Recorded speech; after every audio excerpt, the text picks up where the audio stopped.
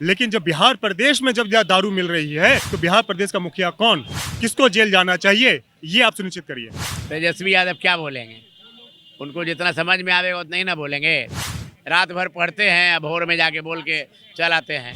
मुख्यमंत्री पता नहीं उप मुख्यमंत्री है कि नहीं, लेकिन चुप मुख्यमंत्री वो जरूर है। तू तड़ाक पे आ गए सदन में। आज वो क्या बोल रहे हैं, खुद ही फ्रस्ट्रेट हो गए हैं। नमस्कार, आप देख रहे हैं एक न्यूज 24 और आपके साथ मैं हूं वसीम खान। देखिए, इस वक्त हम राष्ट्रीय लोक जनशक्ति पार्टी कार्यालय के बाहर मौजूद हैं और यहाँ पर तमाम कार्यकर्ता नेता यहाँ पर धरने पर बैठे हैं। प्रिंस राज खुद भी यहाँ धरने पर हैं और पशुपति कुमार पारस केंद्रीय मंत्री भी अब पहुंच चुके हैं इस धरने का हिस्सा बनने। और जिस तरीके से बिहार में जहरीली शराब से मौत के आंकड़े लगातार बढ़ रहे हैं, प्रिंस राज जी युवा भी हैं और बिहार की राजनीति को काफी करीब से देखते हैं, जानते हैं, परखते हैं। जहरीली शराब से मौतें लगातार हो रही है और नीतीश कुमार का जिस तरीके से बयान आया है, किस रूप में प्रिंस राज देखते हैं? देखिए, ये उनका बयान एक दलित विरोधी, गरीब विरोधी सरकार जिस तरह से चल रही है, ये उनका बयान स्पष्ट करता है। इनकी मंशा बताती है कि ये दलित विरोधी सरकार चला रहे हैं। इनकी मंशा बताती है कि ये गरीबों के हित की बात नहीं करते। इनकी मंशा बताती है कि इनको गरीब मरे या कुछ भी हो, उनके साथ लूट खसोट हो, उनकी मर्डर हो जाए, उनका हत्या हो जाए या जहरीली शराब पी के मर जाएं, इनके कान पे जूं नहीं रेंगेगा। तेजस्वी यादव पहले सवाल उठाते थे जब वो विपक्ष में थे। आज नीतीश कुमार के साथ सुर से सुर मिला रहे और कह रहे जो पिएगा जाएगा, जो गलत करेगा, गलत काम का गलत नतीजा।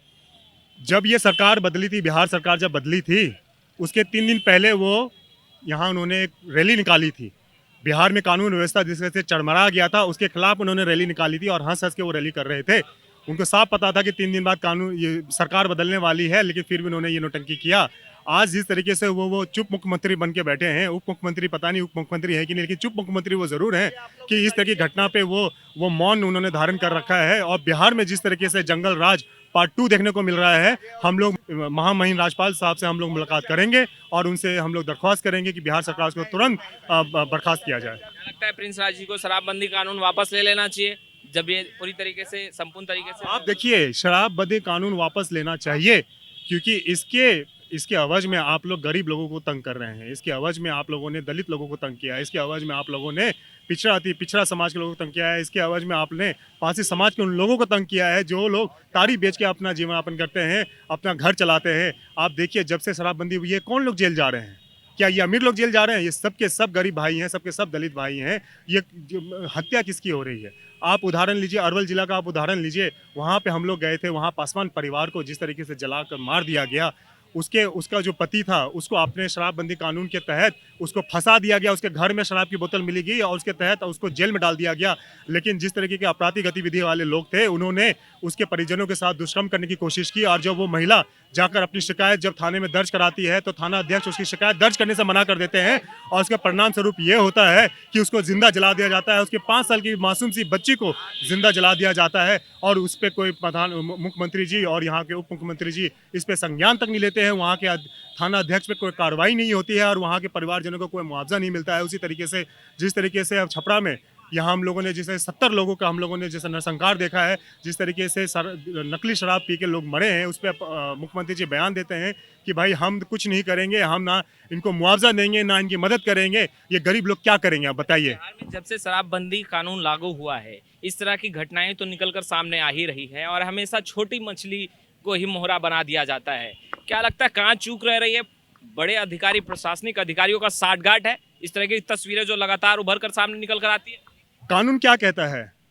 कानून ये कहता है कि अगर आप शराब पी के अगर मिलते हैं या आपके घर में दारू की बोतल पाई जाती है तो हम आपको जेल में डाल देंगे।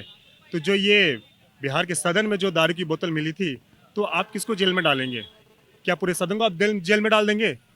बिहार में अगर किसी के घर में अगर दारू की बोतल मिलती है तो आप उस घर के मुखिया को, उसके मर्द को आप जेल में डाल देते हैं। लेकिन जब बिहार प्रदेश में जब दारू मिल रही है तो बिहार प्रदेश का मुखिया कौन, किसको जेल जाना चाहिए, ये आप सुनिश्चित करिए। बहुत बड़ा सवाल प्रिंस राज ने उठाया है। बिल्कुल, जिस तरीके से बिहार विधान सभा के परिसर के बाहर जिस तरीके से शराब की बोतल मिली थी, उसके बाद से कहीं ना कहीं कई सवाल उठ रहे थे कि आखिर बिहार विधानसभा के बाहर शराब की बोतलें कहां से आई, किसने रखा और वो शराब की बोतल जो है वो वहां तक कैसे पहुंच गया। मगर जिस तरीके से जहरीली शराब से मौतें हो रही है और मौतों का आंकड़ा लगातार बढ़ता जा रहा है, यहाँ पर तमाम जो राष्ट्रीय लोक जनशक्ति पार्टी के नेता, कार्यकर्ता, सांसद, तमाम जो है लोग हैं वो धरने पर बैठे हैं। और अगर इनके हाथों में देखें तो दलित पिछड़ों का नरसंहार करना बंद करो, दूसरे तरफ महागठबंधन सरकार हाय हाय जहरीली शराब पिलाना बंद करो, और नीतीश कुमार हाय हाय के जो नारे हैं वो लगातार गूंज रहे हैं। सैकड़ों की संख्या में यहाँ पे कार्यकर्ता हैं, नेता हैं, और ऐसे में जो कार्यकर्ता हैं उनका गुस्सा जो है कहीं ना कहीं राज्य सरकार और महागठबंधन की सरकार पर फूटा है। और लगातार यहाँ पर जो महिलाएं हैं वो भी केंद्र सरकार के, राज्य सरकार के खिलाफ नारेबाजी कर रही हैं। हम तमाम तस्वीरें लगातार आपको हम दिखा रहे हैं। यहाँ पर सुनील कुमार सिन्हा जी भी हैं, यहाँ बैठे हैं, इनसे तो जरूर बात करेंगे। सुनील जी, अब धरने पर बैठ गए? बिल्कुल धरने में बैठ गए। तो मेरे कहने का मतलब है कि आपको तो पता है कि ऐसा कानून जो कि बिहार के जनता को नुकसान दे और हजारों घर बर्बाद हो रहा है जहरीली शराब से, और आपके स्टेट से दूसरे जिला का लोग पैसा कमा रहा है, दूसरे स्टेट में रेवेन्यू जा रहा है, आपके स्टेट का जान जा रहा है, तो ये तो बहुत अच्छी कानून नहीं ना है। मुख्यमंत्री जी को सुना है ना आपने? मुख्यमंत्री जी बोले पीछे नहीं हटने वाले हैं और ना मुआवजा देंगे। तो जनता कहाँ पीछे हट रही है? जनता भी आगे आएंगे, धीरे धीरे जनता रोड पे आ जाएंगे। वो तो करे जनता उनके साथ है, कुछ लोग गलत कर रहे हैं उसका खामियाजा भुगत रहे हैं। अच्छा अच्छा अच्छा, जनता उनके साथ है। काहे ना कुर्नी जीत गए, जनता उनके साथ है तो कुर्नी जीत जाना चाहिए था। जनता जब उनके साथ है, अच्छे काम का फॉलोवर्स हैं, तो जीत जाना चाहिए था। एक चुनावी हार बहुत कुछ स्पष्ट नहीं कर सकती। अरे भाई, जनरल होगा तो भी आपको समझ में आ जाएगा, जनरल चुनाव होगा तो भी आपको लगेगा कि हाँ, इनके द्वारा जो लागू किया गया और घर जो बर्बाद हो रहा है इतना, वो किस हद तक पहुंचा देगा वो देखते रहिएगा। तेजस्वी यादव ने कहा गलत कीजिएगा तो गलत ही होगा ना। तेजस्वी यादव क्या बोलेंगे? उनको जितना समझ में आवेगा उतना ही ना बोलेंगे। हैं, रात भर पढ़ते हैं, भोर में जाके बोल के चल आते हैं हर टॉपिक पे। उसके आगे समझ में नहीं आता। और क्या आवेगा समझ में भाई? कितने दिन के वो पॉलिटिशियन है, क्या उम्र है अभी उनका, बताइए। डिप्टी सीएम है बिहार के। अरे डिप्टी सीएम है तो लालू यादव जी हैं कि वो हैं? लालू यादव जी को वो सीट मिला है, ये जान लीजिए। तेजस्वी यादव जी लीडर नहीं है, कभी के ग्रास रूट लीडर नहीं रहे हैं। तो फिर नीतीश कुमार कैसे कहते हैं कि बिहार आगे यही संभालेंगे? कोटा दिए हैं लालू यादव जी का, लालू यादव जी का वो कोटा मिला है। महिला अध्यक्ष हमारी, ये भी बता देंगे विस्तार से। अच्छा, तेजस्वी यादव जिस तरीके से बयान देते नजर आ रहे हैं और चाचा के साथ खड़े हैं, क्या लगता है कि अब सुर तो मिल ही गया है? क्या मिल गया? सुर मिल गया दोनों का चाचा? हाँ, वो तो गद्दी के लिए तो सुर मिल ही जाते हैं ना। राजनीतिक में तो कोई बोलता है ना कि सारे कमिटमेंट फेल हो जाते हैं इनके।